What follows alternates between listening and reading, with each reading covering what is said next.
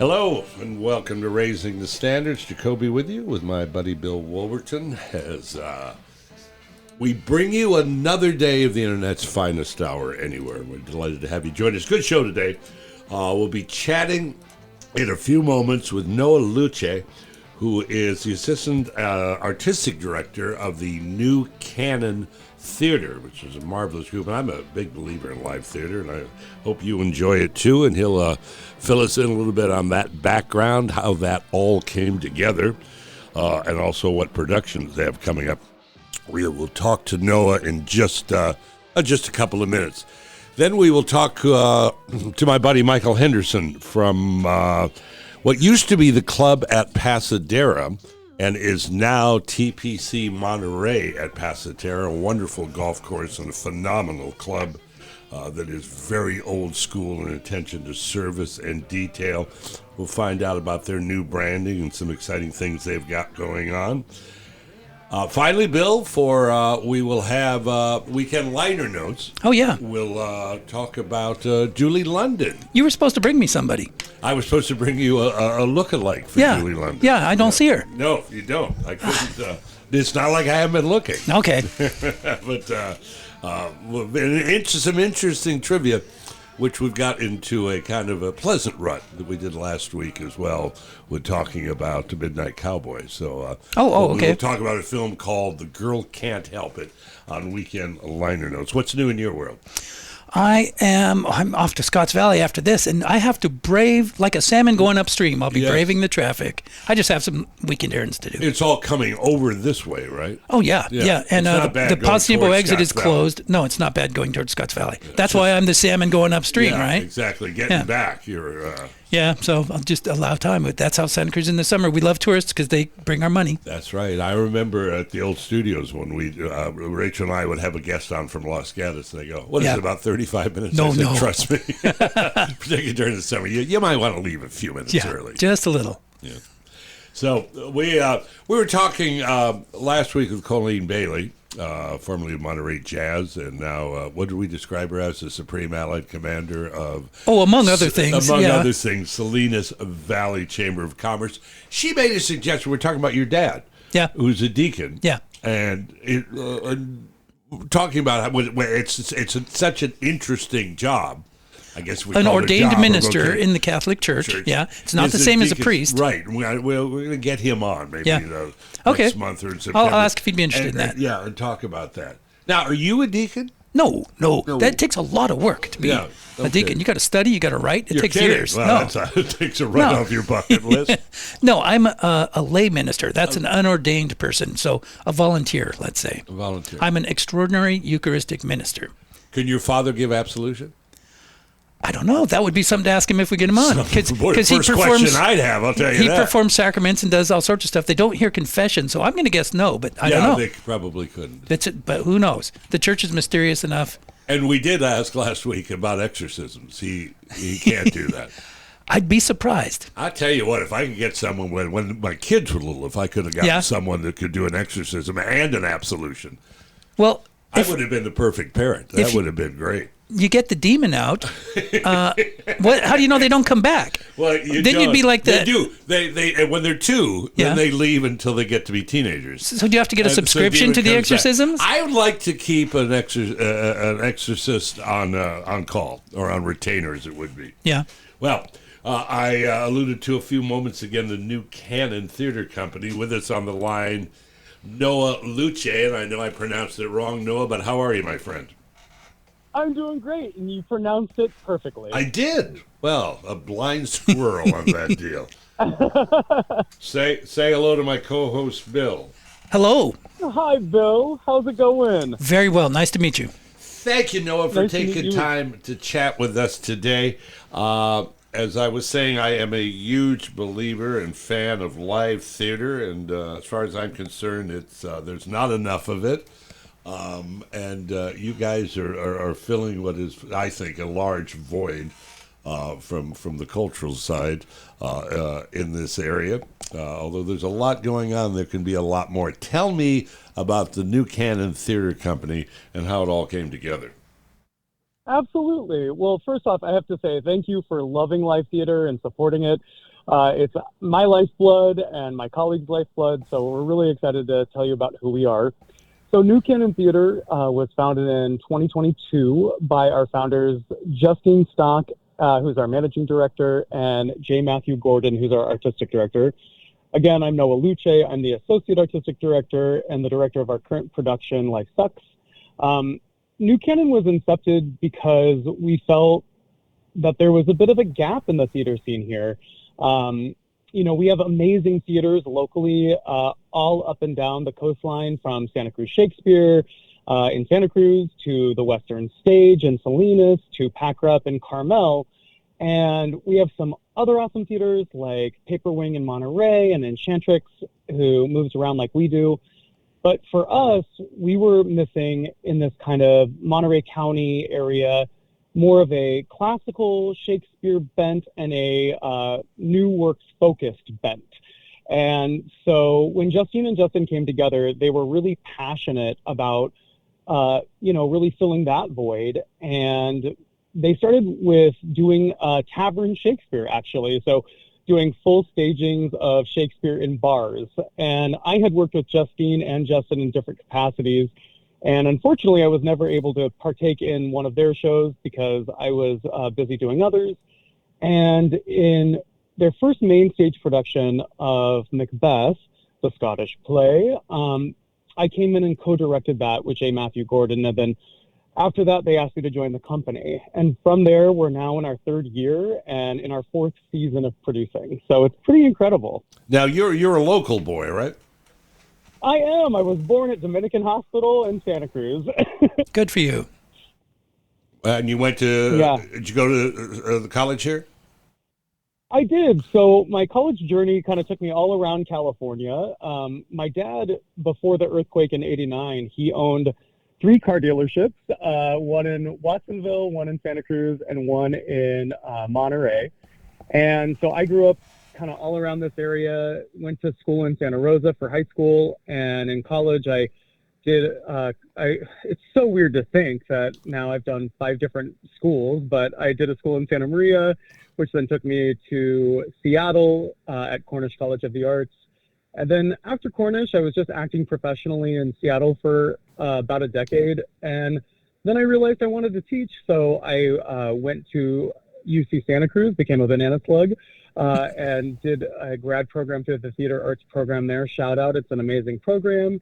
And then I got my MFA at the University of Idaho. And now I'm a lecturer at UCSC, and I'm a professor of all places in Michigan, which is exciting. And I work at Lake State University during the school year. So, University of Idaho and Idaho State, they're very hip jazz programs up there.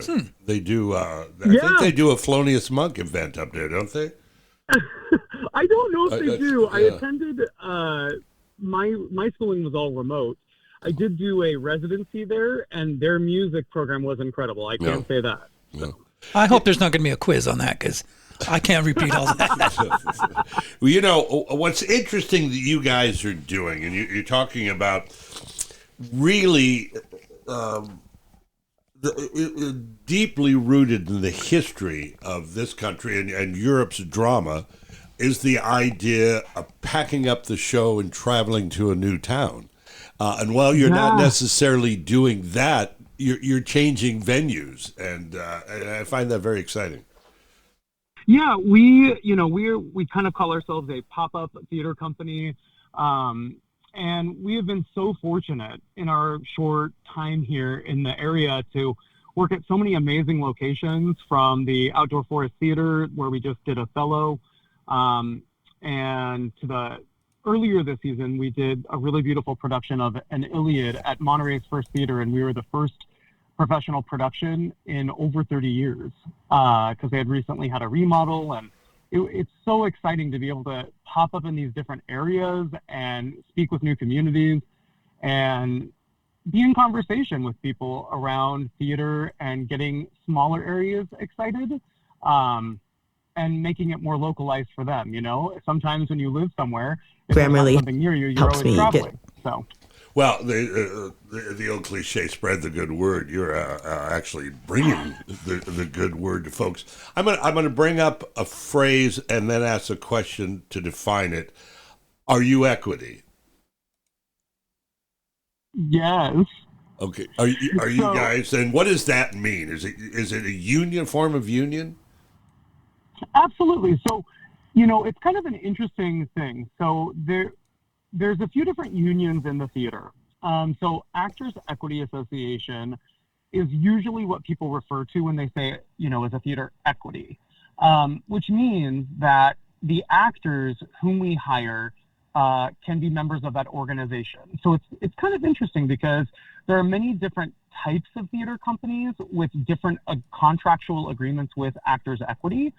So for us, we're a small professional theater company, and that's how they define us. It's SPT.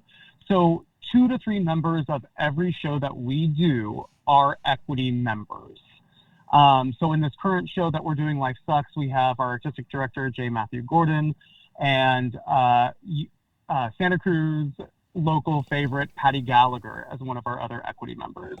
And then our stage manager is also a member of that organization, which always makes people's minds meld and go crazy because they're like, wait, it's Actors Equity, right? And I'm like, yes, but stage managers are a part of that union. Right. As we're directors, like me, we're a part of a different union, which is the Society of Directors and Choreographers. So, there's all these different semantics and different unions. Well, but really what I always try and communicate with people is that it just means that, our people are professional and this is their livelihood. And we also pay our non-equity people a great rate of pay. So that's really what New Canon invests in, is in terms of our operating costs, as we do our best to pay all of our artisans. Well, so when you buy a ticket with us, that's what you're supporting. I love the idea of the Society of Directors. It sounds like a fraternal group in the Middle Ages. I bet they have a very hip handshake. Yeah, we all have our cloaks and our exactly. Bill, are you a big theater guy? I do enjoy it every time I go. Yeah. You know what I find interesting, because I'm in New York every year, and we'll go to try to catch a show on Broadway. And I know this really hit a note with you, is that as we're living in this culture, that we can't go more than 12 seconds without something happening, without a car chase or something. To sit down and play, it takes you a few minutes to go, oh, it's not going to happen immediately. I was less busy when I did that. Weave a story, and it's okay to wait a couple of minutes before you. I've only seen one on Broadway. It was Les Mis. It was a long time ago. Yeah. I loved it. Yeah. It was terrific. Yeah. Do you find that, Noah, is that the people who have such short attention spans, it's almost taking a deep breath to go to the theater these days and finally realize how wonderful it is? Absolutely. I mean, it is really interesting because when we did our production of an Iliad at California's First Theater, we did student matinees, and before them, the actor who is the only actor on stage with a musician, Patty Gallagher, we would do a workshop with the students, and that was actually one of the topics of conversation we covered, is how hard it is in 2025 to sit in the now without wanting or the need to looking at your phone, the need to get up and do something else. It's really an invitation to let the world fade away for 90 minutes or 2 hours and to focus on a story in its entirety, as opposed to, which I love. I'm a human being who consumes Netflix and Hulu and all those things. You can get up, you can go make yourself a bite to eat, whatever, but the theater just encourages you to sit with everybody in the now.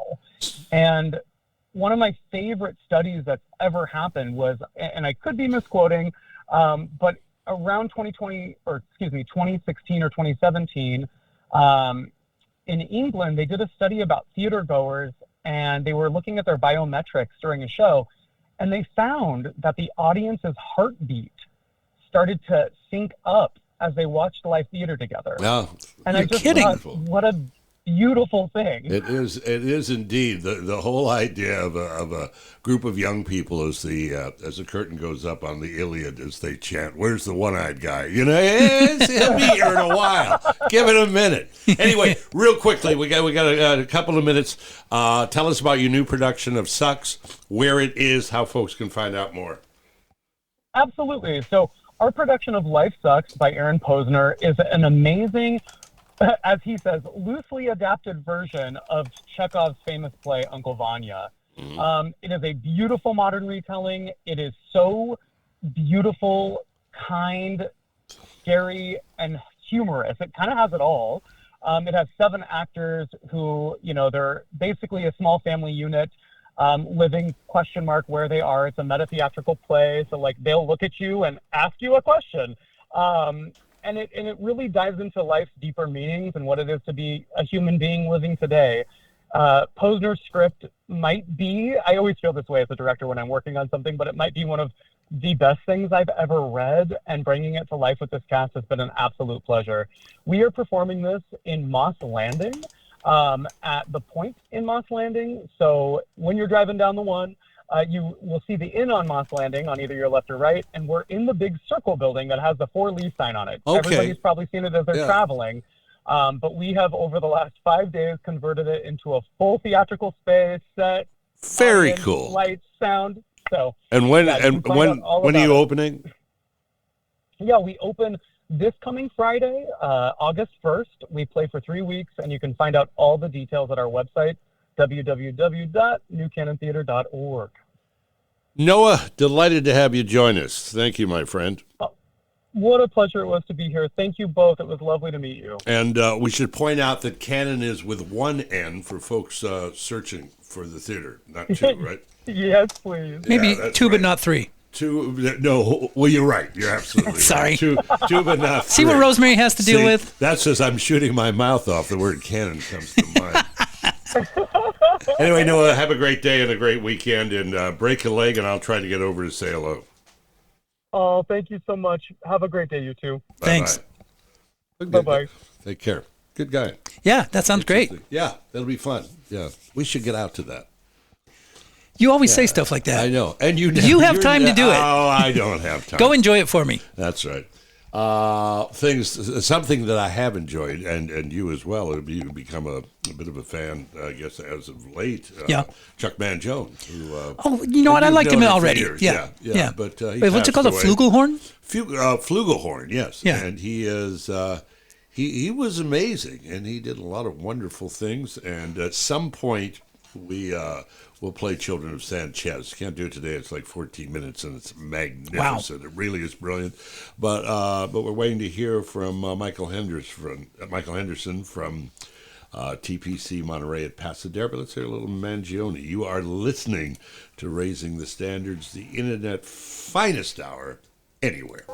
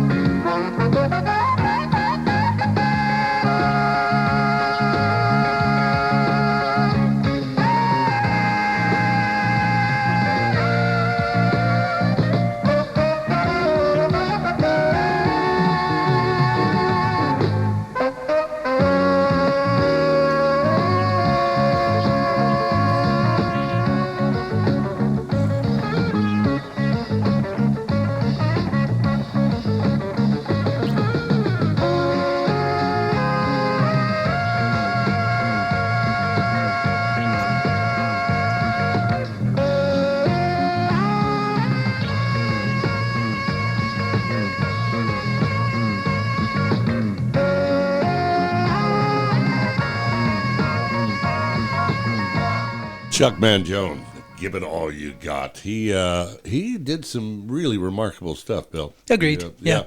And as I say, well, at some point we'll get to Children of Sanchez. Tough week. Mangione died, and the old adage or the old don't say it. They do. It dies in threes. No, there were 4 this week. There were 6. Oh, they were there. Okay. Well, there was Connie Francis. The kid from I don't know, it might have been 10. Malcolm Jamal Warner. Chuck Mangione. Hulk Hogan, yeah. Somebody else. Terry, oh no, that was Hulk Hogan. There was one more. There was one more, and I don't remember. So can we bury they come in threes thing? Sure. Okay. Bury them or Chuck bury them Mangione. in 5. You can bury them in 5s if you want. Chuck had commercial success because I remember he got a lot of radio airtime with his big hit, but had a lot of other really good ones. Does it feel so good? That was it. And speaking of guys from that era, a good friend of mine saw Manilow in San Jose. Said he was phenomenal. I'm not surprised. And he was 82. He is 82 years old. It was amazing. Yeah, I would expect him to be good. So one of my favorite places on the planet from a golf standpoint was the club at Pasadena. Well, it still is, but it's a different name. With us on the line, Michael Henderson. Hello, Michael. How are you? Hey, I'm doing well, Mike. How you doing? I'm doing well. Say hello to my co-host today, Bill.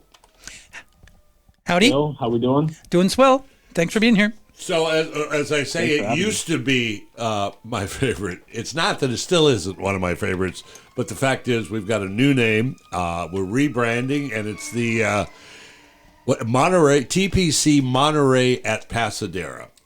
Walk me through that whole process, what it is, what the initials stand for, which I'm aware, but for our listeners, what it means to golf. Yeah, no, appreciate it.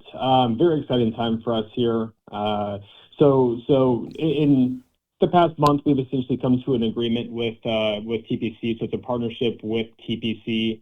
TPC is a Tournament Players Club. It's really a network of premier clubs kind of recognized for their championship caliber golf, exceptional service, and some great reciprocal benefits. So for us to be a part of that, I'm sure most golfers listening would know about TPC Sawgrass, TPC Scottsdale, TPC Louisiana, all the ones that host a lot of the premier events.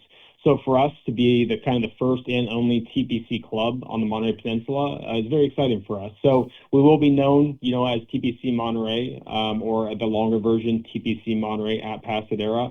We understand that our local community will always know us as Pasadena, and we're okay with that. We're proud of that.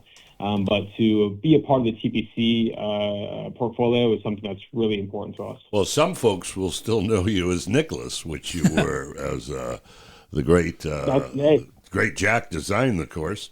And so I remember those days. And absolutely. Michael, what's interesting about when I want to talk about the service, which is unparalleled in the industry, but what's interesting about the course, and when I find a course that I really like, it might be for several reasons. It might be for challenging, it might be for beauty, but one of my big things is a course that's interesting to play. That, for instance, the group of par threes are all kind of cool and different and require different things. The TPC Monterey at Pasadena really exemplifies that.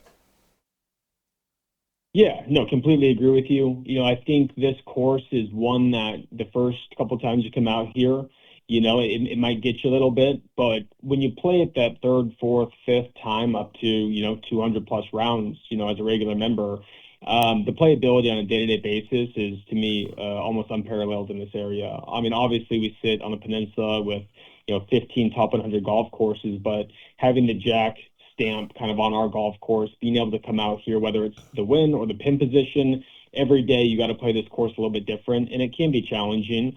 But that's golf. Golf is challenging in itself, So, we're proud of the golf course. It's come a long way, and it's in great shape. Yeah, if it were easy, they'd call it bowling, which is wrong because people are going to yell at me about that. Let's talk about. You mentioned the club and the services, and there are clubs that are great tracks, and not necessarily the greatest service orientation, but you guys are so old school, and your facility is so remarkable, from a full gym to tennis courts, but 4-star restaurant, and a great place to have an event. Talk a little bit about that, and also talk about some of the events you have coming up. Yeah, absolutely. I like to think of us, there's your golf clubs, and then you have like your country clubs. And the country club, we kind of more parallel to. For us, we have amenities for everybody. We have the 3-lane lap pool, we have the family pool up top right next to our 5 tennis courts. Of course, the dining and social events that we have, fitness facility, complimentary fitness classes, the bocce ball, the pickleball, and of course the golf. There's no shortage of things to do here, and I do think that we do it at a very high level. And for us, when we talk about some upcoming events, I think the primary one was actually tomorrow, and tickets still available. You can get them on Eventbrite, but this event's one for us that's very special. We're calling it Unveiled Garden Soiree. For us, it's really the unveiling of TPC Monterey to the community. This is a community event. It is presented by Asher Golf, and for us, this is a celebration of transformation, community, and new beginnings. We want to turn this into an inaugural event, and it's really designed to unite our members with guests and of course, our neighbors. For us, we hope this to grow into a traditional event. If you are joining us tomorrow, it's going to be a fantastic time. Everything from full craft cocktails from Maker's Mark, Eden Mill, Kettle One, El Jefe, of course, running our VIP lounge, who's always fantastic. We'll be doing food stations out here, everything from oysters off the grill, paella in the giant paella pan out here, carving stations, a little bit for everybody. We'll have live music, entertainment, saxophone player. Our courtyard will be transformed into this beautiful garden soiree. And for us, we truly believe that this is kind of marking the moment as we move forward in TPC Monterey. So for us, the first kind of chapter into a new beginning, which we're excited about, our history stays with us, and we're proud of that. And for us, we just move forward and kind of continue to grow as TPC Monterey. And my guess, there's a very good opportunity to say hello to an aging broadcaster and podcaster who I'm sure will show up tomorrow. Yes, I'm excited about showing up. It's gonna be a marvelous event. We're happy to have you. How do folks get tickets? Where do they go online? Yeah, so Eventbrite, that's kind of like the main place where everybody buys their tickets. So eventbrite.com, there'll be a search bar where you can just search TPC Monterey or Unveiled. Either one will pop up. The ticket's $75. Again, includes, we're going to have 14 different wine vendors out here, full craft cocktails, all the food's included. Just buy your ticket, show up, have a good time. It's going to be a fantastic evening from 5 p.m. to 9 p.m. tomorrow, July 27th. IndyCar races just kind of finished up at that point, so we'll get some Indy folks coming down here. We anticipate, around 400 to 500 people. And again, this is meant to be a community event. It's going to be a phenomenal time, and we can't wait to be able to share this new chapter with our local community here. I've always admired that, even from your inception. Paul Smegler is a friend of mine, and the whole attitude of, we're not a country club behind gates. We're part of the community, and you throughout the years have continued to reach out and to develop that relationship, and kudos to you for that. I appreciate that. And as you know, Michael, this is a small community. For us in the hospitality or golf industry, ag industry, we all lean on each other. And it's important to be able to do that and to, of course, be kind to thy neighbor and take care of each other. And so for us, yes, while we are a private golf club, at the same time, this is meant to be a community atmosphere and a community place where, we take everybody from all walks of life here. And having this event for us is, again, kind of that first piece into really wanting to bring the community closer, and us also reach out to the community and say, hey, we're here. We want you guys to be here with us. And so this is the first night doing so. I also want to say very quickly, if you're interested in the membership, playing the course, to reach out to you and to check the website. And I got to tell you, people say, well, we're not going to talk membership dues or expense right now. But people will say, well, how much do things cost? And I said, when you think about what you get, it is such a marvelous value, where if you belong to a golf course, if you belong to a tennis club, if you belong to a health club, if you belong to a swimming club for the kids, I mean, it's amazing what a value this is. It's all in one. So if people are interested, they should check it out. Yeah, they can reach out to me. Again, my name is Michael Henderson. I'm a director of membership here. On our website, we still haven't switched it. As this is a process of transitioning all of our branding. We still are the club at Pasadero.com. Again, you can give us a call at the 831-647-2400 number. We're easy to find. Easy to give us a call. Google search us. Would love to be able to show you around the facilities if you're interested in membership here. And you kind of hit the nail on the head. You know, the value, I truly believe we're the best value in the Monterey Peninsula, between a 38,000 square foot clubhouse, all the amenities that you need for full families. And the unmentioned thing that what I love about clubs, and look, I did not grow up near a golf club, so I can speak to it only working to one. But when you bring a family into a golf club and you watch your kids grow up and be around adults who understand the club culture, I truly believe that it brings the best out in kids growing up and being able to communicate efficiently with adults. I think we can all agree right now that this is a technology world, and we grow up with phones and iPads in front of our faces, and the lost art of being able to communicate with somebody has kind of gone by the wayside. And the best way to do that is become part of a club. Introduce your kids to the game of golf or tennis or a swim team, whatever it may be, but interact with adults on a regular basis. And it becomes really helpful for those who tend to grow up here. Amen to that, my friend. I just had a listener text me saying, is it a private club or can the public play? It is a private club, but I assume if someone's interested that they could come play the course and chat with you, right? Absolutely. Have them reach out to me. We'd be happy to have a conversation and be able to show them around the facilities and take them out for a round of golf. All right, terrific. Michael Henderson from Tournament Players Club, Monterey at Pasadena. Good talking to you, my friend. We'll see you tomorrow. Fantastic. Thanks again. Appreciate you guys for everything you do, and look forward to seeing you guys tomorrow, right? All right. Bye-bye. That sounds like a fun job. It is a fun job. Yeah, that's not a bad deal. So, but you know, it's funny. People think about that, and I to be honest with you, I'm not going to quote prices, but let's say something costs X, right? Yeah. And so that's a lot of money. And then you go, well, what would you have to do if you needed to join a club with a swimming pool for the kids? Yeah, sure. Pickleball, tennis, workout room, all that. So it's amazing. You got to put all those together when you figure that in. I agree. Yeah. So anyway, you got a little business we can run? I do. All right. Good deal. Attention content producers. You can have access to a complete digital media production facility at Satellite Co-working and Digital Media Studio on Soquel Avenue. Easily rent video and audio equipment, a studio with green screen, editing suite, and audio booth, all at can't say no rates. Schedule a tour to see for yourself at satellitecoworking.com. Mention Santa Cruz Voice for 20% off your first reservation. It's time to eat healthy and happy. Hello, I'm Carolyn at Charlie Hong Kong. One ingredient that makes Charlie Hong Kong noodle and rice bowls so healthy and happy is the fresh organic greens we source every day from the farmers who grow them in the sacred soil of the Pajaro Valley. They are fresh and delicious. When your body cries out for real food, stop by Charlie Hong Kong, Santa Cruz. Treehouse dispenses not only the finest cannabis products, but information to those who want to know how to use cannabis for maximum benefit. Hello, I'm Jenna. If you would like to know how best to use cannabis, ask your friends and neighbors at Treehouse Dispensary, 3651 Soquel Drive. If you're 21 plus with a valid ID, no appointment is necessary and the information is free. Order online at ourtreehouse.io and pick up at our drive-thru. See you soon.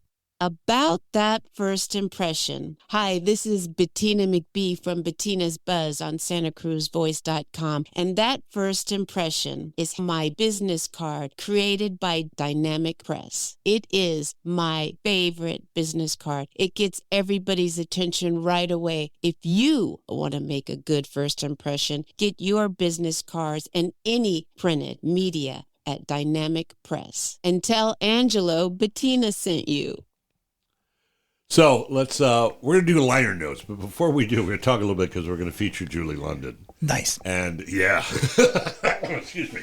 I mean, I approve. And Julie London was obviously married to Bobby Troop. Yeah. Famous, I guess, most, we'll find out more, on Liner Notes, famous the most for Route his 66? composition of Route 66, Yeah. Oh, yeah. which he wrote in the mid-50s. But they did, and you pointed this out to me, and I'd forgotten, they did a show together in the early 70s. Yeah. Yeah, it was emergency. Rampart was this hospital with a couple of paramedics, and she was the dishy nurse and played opposite her husband. And Robert Fuller was in it. Yeah, he was the other know, doctor. Yeah, might know from the Virginian. But, she was really a pretty lady. And she was. Fine singer, fine jazz singer. I have listened to a lot of her stuff in the last day or two, and it's terrific. Well, let's do it then. Today, a jazz standard from a movie with a surprising connection to the heyday of rock and roll. Oh, Lord, am I going to start doing Hollywood trivia? Well, if you don't read on, you're never going to know. The song, Cry Me a River. The film, The Girl Can't Help It, the year 1956. Wait, speaking of rock and roll, wasn't The Girl Can't Help It a big hit for Little Richard? It was. As was Blue Monday by Fats Domino, Bebop-A-Lula by Gene Vincent and his Blue Caps, all of which are included in the soundtrack. Now, you need to understand that it was the mid-50s. The golden years of television had begun, and the motion picture industry was looking for a way to tap into the new music of a generation coming of age following World War II. Blackboard Jungle, featuring Glenn Ford, and more importantly, the music of Bill Haley and the Comets, had been released just 2 years before, of course, introducing what song? Rock Around the Clock. Exactly. Yeah. Bobby Troup, already known for his hit Route 66, wrote the title tune, although he did not write, as is often thought, Cry Me a River. Was instrumental, and the pun intended there, in getting his wife, Julie London, to perform her signature tune on screen. Yeah. The song was actually written by Arthur Hamilton. Now you say you're lonely. You cried the whole night through. Well, you can cry me a river, cry me a river. I cried a river over you. Apart from some terrific early rock, the picture was not particularly memorable. It starred Tom Ewell, Edmund O'Brien, and Jane Mansfield.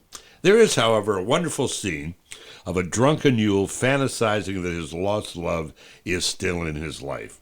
Touching, heartbreaking, and quite wonderful. Enjoy.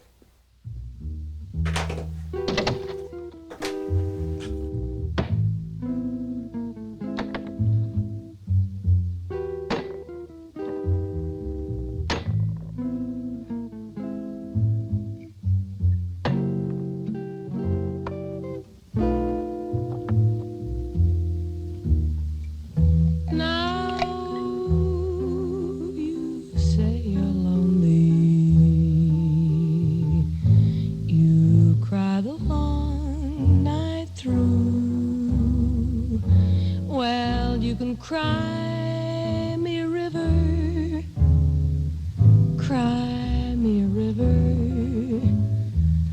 I cried a river over you. Now you say you're sorry for being so untrue. Well, you can cry me a river, cry me a river. I cried a river over you. You drove me, nearly drove me out of my head, while you never shed a tear.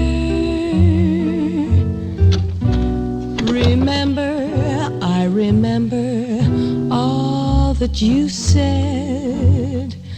Told me love was too plebeian. Told me you were through with me. And now you say you love me. Well, just to prove you do, come on and cry me a river, cry me a river. I cried a river over you.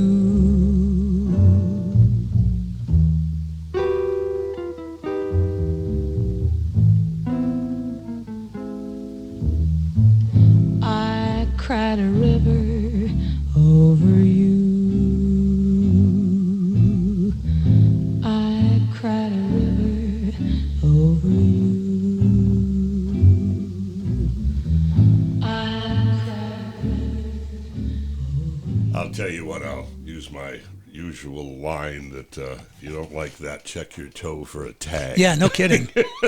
So you haven't seen the movie. I haven't seen it. I can predict the story is he had her. Yes. He, of his own volition, got rid of her for some reason. Right. And now he's regretting it. Now he's drinking and thinking about and having visions of her. Is like a dream scene. Yeah, these ethereal visions of her. Yeah. And, so I don't know, but that's my guess. Although oddly enough, Jane Mansfield, who was you used the word bombshell earlier. Yeah. I mean, who was huge in the late 50s. Yeah. And so she was in the film. So I'm not sure what role she played. Oh, but, yes, she would have been the temptress then. The reason he was left with maybe he left for Jane Mansfield. He was thinking the grass is greener, but it's not, and that's what he's realizing. Or the metaphor of your choice. And oddly enough, we were talking about your college roommate, and I don't remember the. No, my friend's college roommate. Okay, that's a big difference. Went to school with Jane Mansfield's daughter. Yeah, who did a film, and I think it's called I'm probably wrong out, but it was at Cannes. Yeah. And she's the woman who plays Olivia in Law and Order. Yeah. Yes. Yeah. So, but we should check that out. Now, Rachael would already have my answer, by the way. As to what? When I said, what's the name of the movie about Jane Field? She would already be typing, and she would tell me. I need to know more about the movie than Jane Mansfield was in it. Just type in My Mother, Jane Mansfield movie. Then we'll know the woman who did it, and it will be let's do Odd Day at the Pumps. My Mom, Jane. Oh, that's it. Okay. And what's the woman's name? Do you see it on there? This one. Yeah, that one. Mariska Hargitay. It says Hargitay. Yeah. Yeah. Okay. I think it's Hargitay. Yeah, but that's kind of interesting. It is. I had no idea that that was her daughter. Yeah. Anyway, so what do you got going the rest of the week? I'm going back up to Scotts Valley, like right. I said. You're going so upstream I'm doing errands. Let's see, I have Mass at 5. I'm serving today, so my day is still busy. Somewhere at Mount Herman Road, someone has a giant net hoping to catch you as you're going upstream. Hi, exactly. I got one, Marge. Yeah, I'm not spawning. I'm just picking up a couple things. Coming up. Hey, I see we're going to do Scotts Valley for an event. August 16th and 17th, the Art, Wine, and Beer Festival. Didn't we do that a couple years ago? We did that one day. I remember. But we're going to be there for 2 days this year. Yeah, and it's a great party. Are we still doing Santa Cruz Fairgrounds? Sure. Yeah. No, once we've done it, we're not going to stop. Yeah, but when does that come up? The end of the summer? I don't know when No, it's in the fall. Oh, is it fall? Okay. Yeah. I remember, was it last year that you were interviewing an alligator? I didn't do that. We had a guest on. No, because he was holding it in his lap. Yeah, I didn't sign up for that. So, but you were there. Yeah, we were there. Oh, it was great fun because little kids would come up and pet it. Well, what's interesting, and I was saying to you that day, somebody came up and said, "Can my child to touch it?" I'm saying to myself, "How many children have you got?" Yeah, sure. What are the odds? Why, Mom? I don't want to. Thank you, but we're going to pass. You can spare one. Don't send your favorite one first. That'd be a mistake. Coming up next week, we will take a trip, at least metaphorically, to Hollister and Trace Pinos. We're going to talk to the folks at San Juan Oaks who've gone to, that is also a wonderful golf course and is public, and have gone through a major transformation, spent about $4 or $5 million in the clubhouse, and it's really beautiful. And our buddies at Trace Pinos Inn, which is, or the Inn at Trace Pinos, depending if you want to pronounce it correctly, one of our very favorite restaurants in the world. On the 9th, John Clark will talk to the doc about what's happening, who sent me a website deal the other day that RFK Jr. had said that the doctors were making money on vaccines. That's why they do them. And as John pointed out, we lose money on vaccines. Oh, really? Yes. And I wrote back, where do you make the money? Because I know there's a lot of money. There is. We'll talk to him. Trying to get Raven Drum Foundation on, which we talked a little bit last week. My wife's doing some work with them. Fascinating group. So we got Scotts Valley on the 16th. The 23rd, I'm excited, Bobby Young and Joy Wiseblood from Monterey Jazz Festival, which we're a hop, skip, and an eighth note from. Talk to them. And then coming up soon, and we hope to have you back on the program with me for Ford Roosevelt. We'll probably president's grandson. We'll get him in. I did look it up. It is, and I've lost it. What are the dates? It's right here. I don't see. Oh, here we go. September 10th through 14th this year. Good. And here's the theme: hay bales, piggy tails, and you. I love that. I love the whole deal. They have a contest for it each year, the theme. And Rosemary and I go crazy. We love to play that sound, the commercial, from way back. Yeah. And so we do that on our show all the time.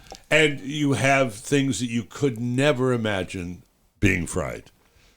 Oh. Fried water. They have fried things like a fried Snickers bar or something. Yeah, well, fried Snickers, people. But they have really strange things that have come up. And I can't remember. I remember last year. Maybe it was cornbread or something I've never expected. That's kind of redundant. Fried Twinkie? That's kind of redundant. Yeah, no kidding. Cornbread. Yeah. But I love county fairs. They're and we have a good one. Yeah. Yeah, and it's nice. The guys and all the great. It's like being in New York and seeing street vendors throughout the city, seeing them all in one place. Yeah, it is kind of like that. And it's great fun. How are we doing time-wise? It's not time to play the song if that's what was crossing your mind. Yeah. The A train. It takes a while for the A train to warm up. Yeah, that's true. You got to put the wires together. When you were a kid, did you have a train like that? Where the wires I did. were always burning? I had a model train. Yeah. And you remember that smell? I do. Wires were burning. Yeah, and then slot cars could have a similar smell. That's right. And how long did it take you to tie some damsel to the track? I was okay with that. But speaking of trains taking a while to warm up, yes. Rosemary and I rode a steam train. Oh, did you go up to, what is it called? Rowing Camp. Rowing Camp. Yeah, we rode Dixiana. That's the name of the locomotive. Is that the one that comes into Santa Cruz? The one that comes into Santa Cruz is a diesel. And we were on a steam train. Okay. And they've got through the forest. Yeah. And they've got a boiler. And they have to start the day before warming the boiler up because it takes that long to get up to pressure, or maybe in the night sometime. But they can't just flip a switch and get going. So your joke about it takes a while. Exactly. But you were right on the money. It takes a long time to get those ready to go. And Rosemary and I got to ride in the cab. Oh, how cool. I was behind the conductor. No, the engineer. You mean the engine? Yeah, it's the engine, up in the locomotive. Yeah, and we're just standing on the platform. There are no seats for passengers there. So the fireman is on the left and the engineer is on the right. And we're just hanging on and standing behind him. And that was the best day. So he's shoveling coal.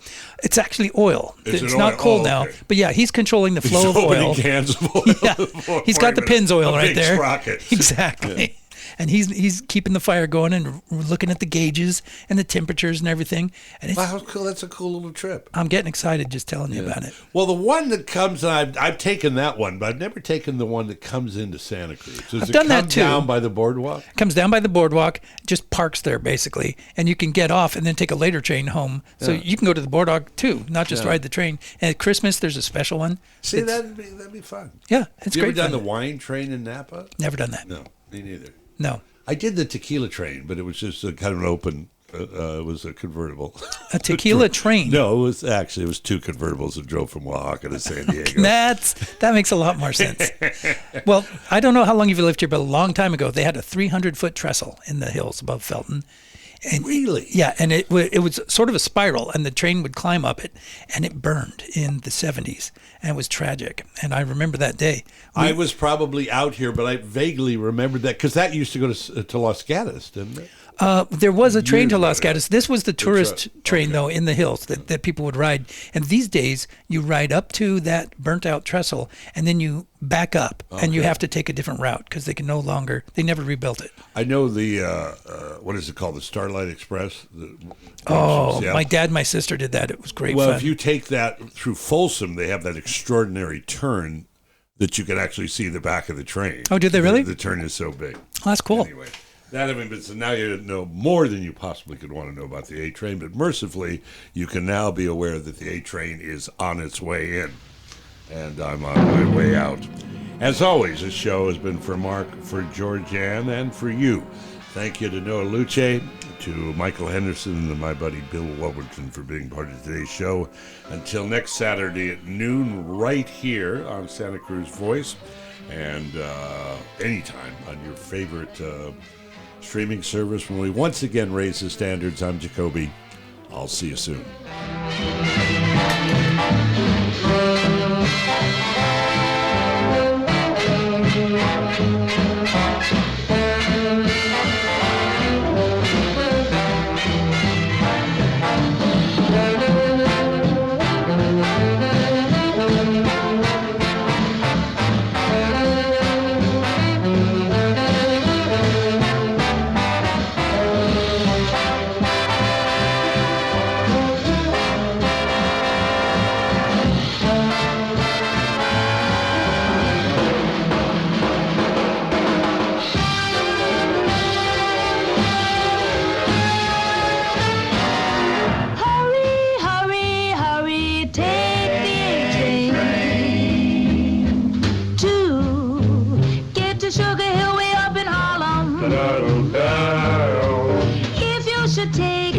should take